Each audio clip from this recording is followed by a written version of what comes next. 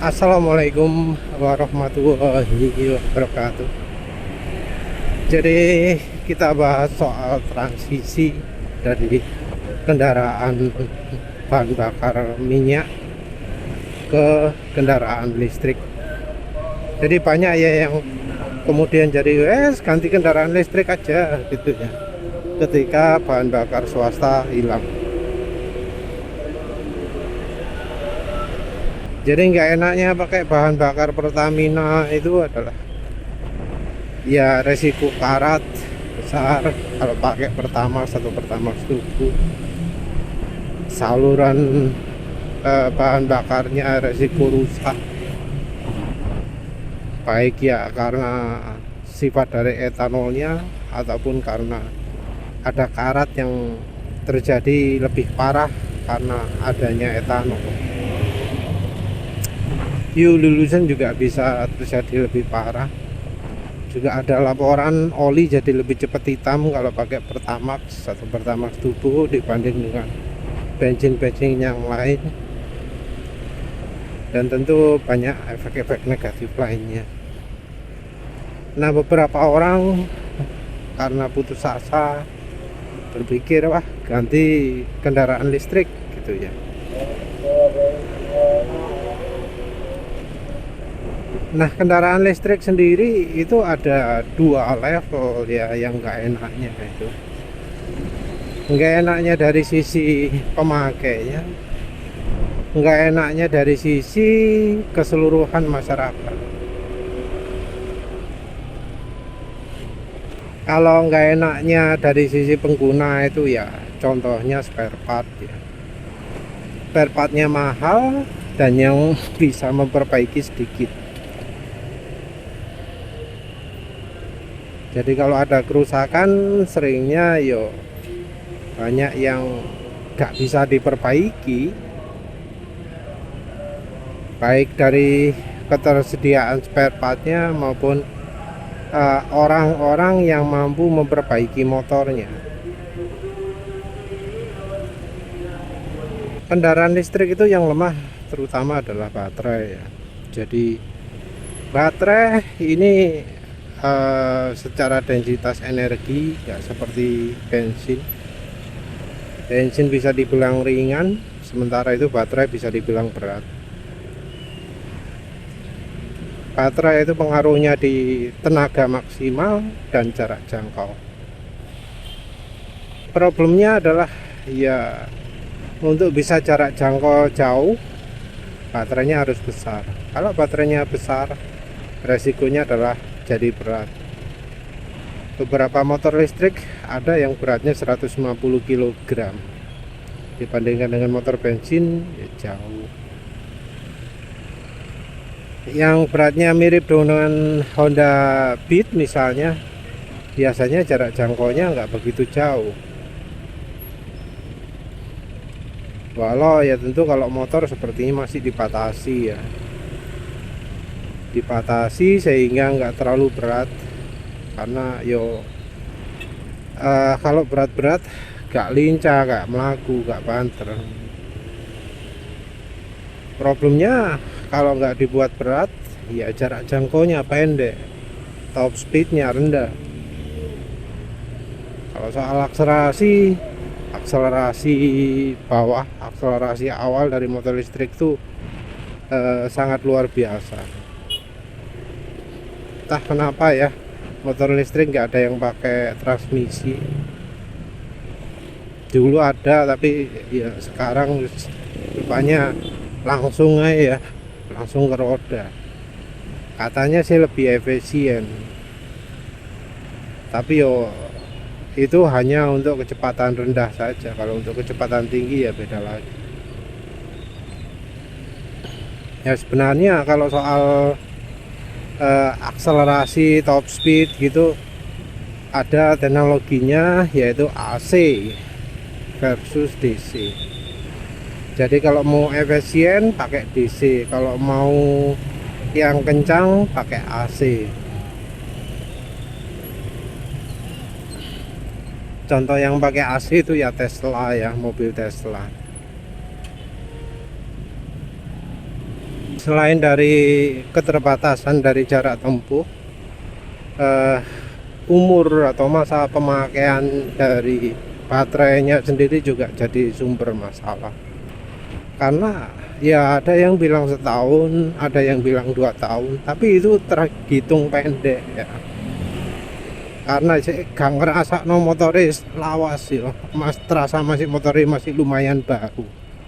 Karena ya periode penggantian motor orang-orang kan ya ada yang 3 tahun, malah ada yang lebih dari 5 tahun kan ya.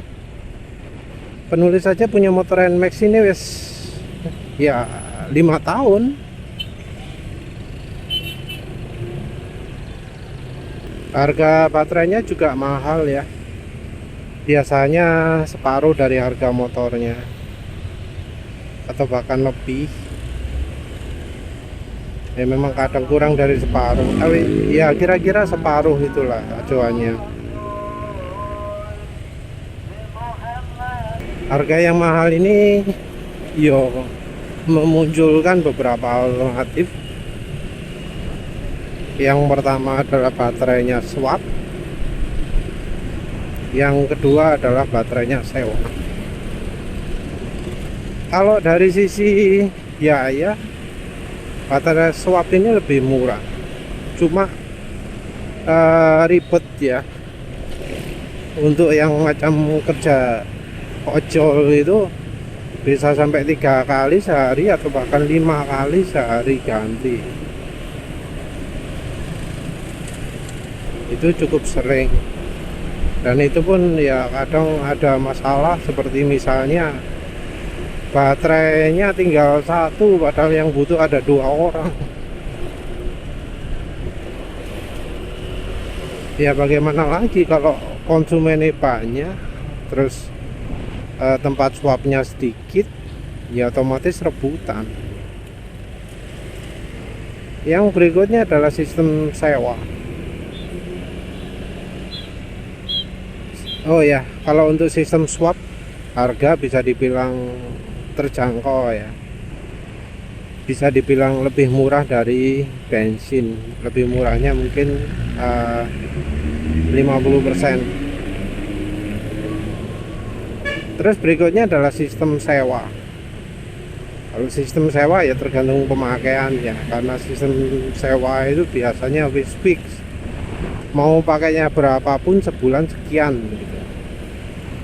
Kayak Polytron itu entah berapa sekarang, anggap aja lah 250.000 per bulan, entah jarak berapapun ya.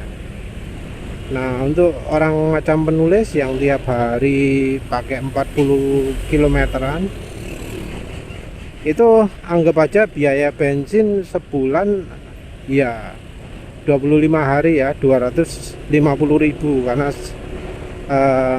ini konsumsi bahan bakar sekarang 1:40, jadi sehari 10.000.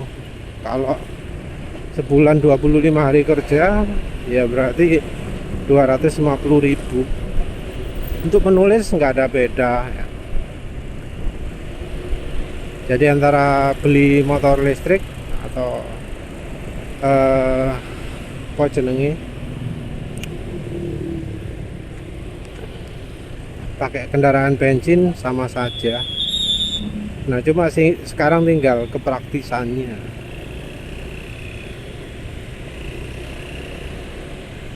Kalau kepraktisannya sayangnya untuk jarak jangkau masih nggak berani ya penulis pakai kendaraan listrik, karena ngecasnya cuma bisa di rumah. Kalau di kantor rasanya masih nanti disediakan tempat charging mungkin agak nggak rela ya.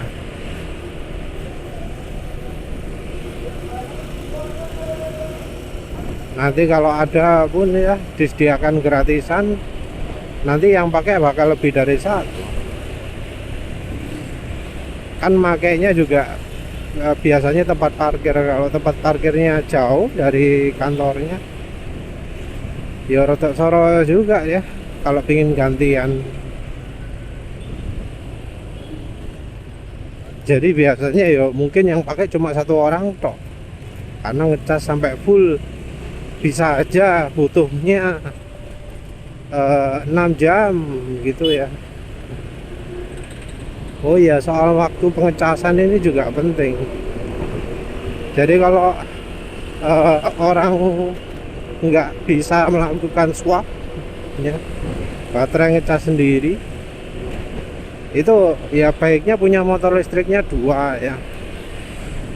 Jadi ketika apa keluar bawa motor satunya dicas, terus nanti balik lagi kalau baterainya sudah mau habis ke rumah, ambil yang di rumah terus satunya dicas gitu. Nah ini masih dalam taraf konsumennya, sudah ada beberapa keterbatasan seperti itu, beberapa enggak enaknya ya istilahnya. Kalau dari sisi secara umumnya ya, kita harus ingat bahwa kendaraan listrik itu butuh listrik. Nah yang masalah adalah secara lokal itu listriknya apa sudah cukup, secara nasional apakah listriknya sudah cukup. Kalau bilang secara lokal itu ya artinya satu kampung lah guys. Satu kampung misalnya ada 10 orang lah guys yang pindah migrasi ke kendaraan listrik. Berarti satu komplek itu, satu kampung itu butuh tambahan listrik ya minim 7.000 watt. Kalau ada mobil listrik tentu lebih tinggi lagi. Mobil listrik charging yang ukuran sedang itu 50 kW, 50 kW. Kalau misalnya ada 5 orang di satu kampung tersebut yang punya mobil listrik, 5 kali 20 100 kW, kuat gak? Itu masih satu kampung. Kalau kampung tetangganya juga ada, berarti secara berdekatan 200 kW. Dan repotnya ngecasnya malam hari biasanya. Orang kalau di rumah ngecasnya ya pasti malam.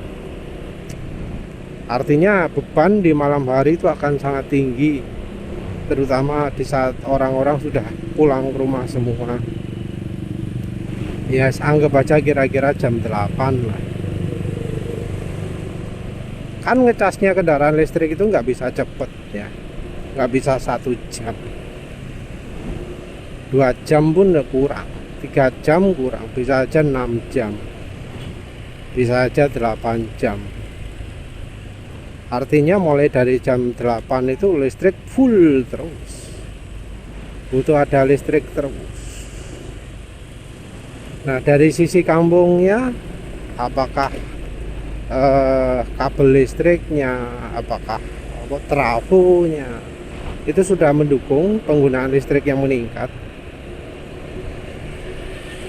Orang juga kalau rumahnya wattnya kecil juga nggak akan bisa ya ngecas kendaraan listrik. Yang 900 watt itu rasanya terlalu mepet, karena 200 watt itu bisa aja dipakai untuk penerangan, nonton TV, nyalakan komputer, nyalakan laptop, kurang. Apalagi kalau pakai AC wis mustahil lah.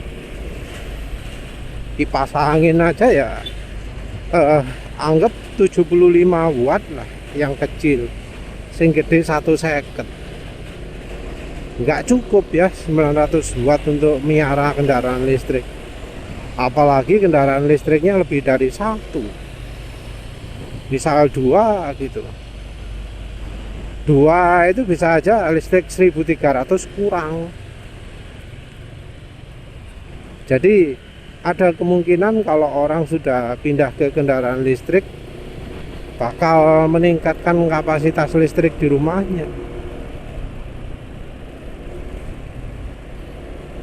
Mungkin jadi 2200 kayak. yang sudah 2200 juga bakal bisa aja meningkatkan lagi. Piro biasanya ndure 6000 ya bola.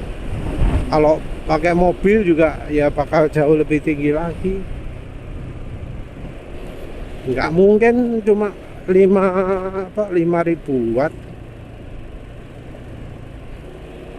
pasti lebih besar lagi lah. 5000 watt itu bisa aja sehari nggak selesai ngecasnya.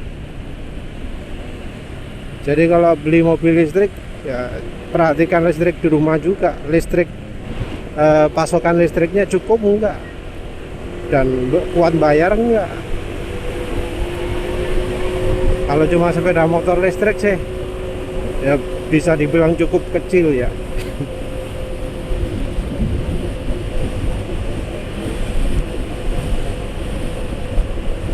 Selain itu keamanan juga harus diperhatikan. Kan yang namanya listrik, kalau tarikannya besar, itu kabel-kabel listriknya bisa panas. Pemenang, ya sekringnya kayak apanya lah instalasinya. Kadang kan pakai kabel kecil, nggak pakai kabel besar. Begitu dipakai ngecas butuh listrik tinggi, yang terjadi adalah kabelnya jadi panas. Kalau aman no problem, tapi kalau sampai nge-shot wah, bisa rusak banyak di rumah. Semua peralatannya nyambung listrik bisa resiko rusak.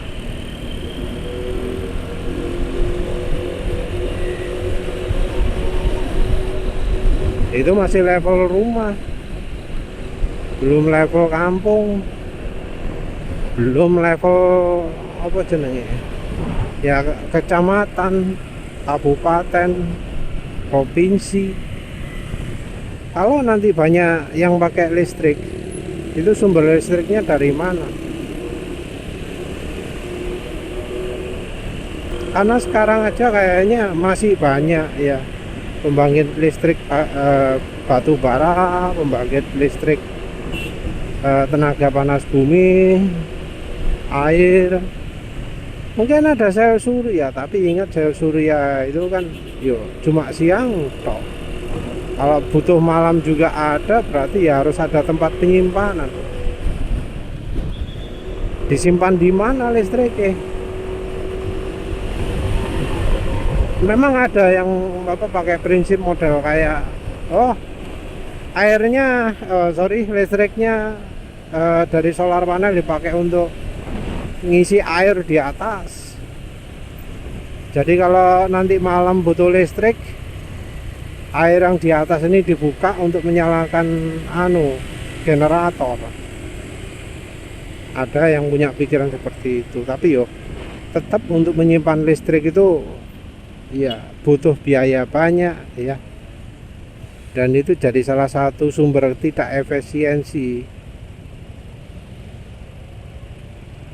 Nah, balik lagi lah kalau kita ke level negara, nanti kalau semua orang pakai listrik, kendaraan listrik, apa cukup listriknya? Mungkin sekarang nggak ada ya kabar kekurangan listrik, tapi kalau nanti kendaraan listrik itu sudah ya rame sama banyaknya dengan misalnya motor-motor LCGC, motor-motor panjang, nah pasti bakal ada krisis listrik. Krisis karena ya pemakaiannya cuma di satu waktu saja, malam hari. Kalau untuk siang hari ya mungkin di perkantoran, karena ya orang ngecasnya di dekat kantor, itu dengan asumsi nggak rebutan. Nah, kalau sudah krisis listrik nanti, jangan harap kita ini yang sekarang ini listrik nyala terus ya, jarang sekali ada pemadaman. Ada pemadaman itu biasanya kan ada layangan kayak, ada pohon tumbang kayak. Nah kalau besok-besok pemadaman bisa terjadi karena misalnya, oh yang daerah elit butuh listrik sekian ribu watt, ribu kilowatt, sekian megawatt, karena orang di perumahan elit tersebut pakai kendaraan listrik semua. Nah kan ya, kalau listriknya butuh banyak pasti harus ada yang ngalah.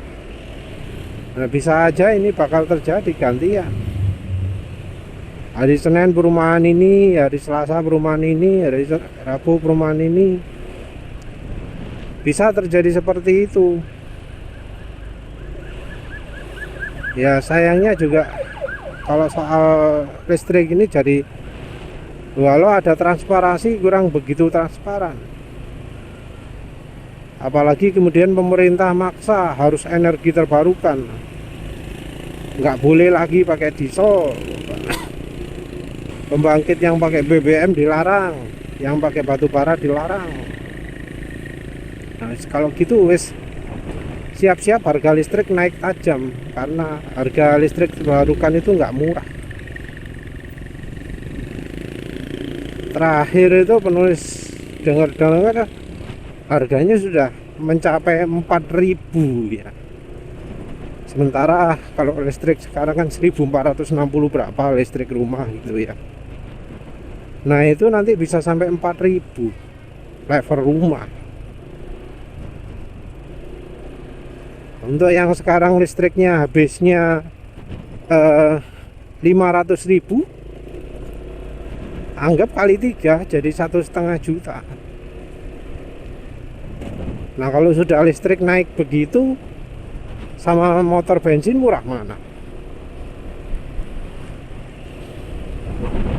Oh iya, yang soal langganan baterai tadi penulis juga belum ngitung listriknya habis berapa ya.